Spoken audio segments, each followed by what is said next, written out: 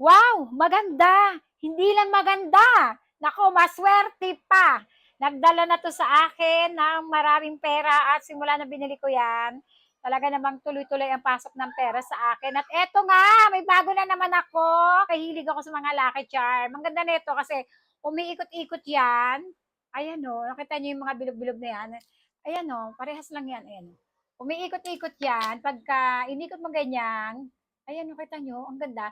Yung maliit dito, yung gold, ayan, umiikot siya ng papaganoon. Tapos yung silver, iba naman yung way niya ng pag-ikot. Ang galing niya, oh.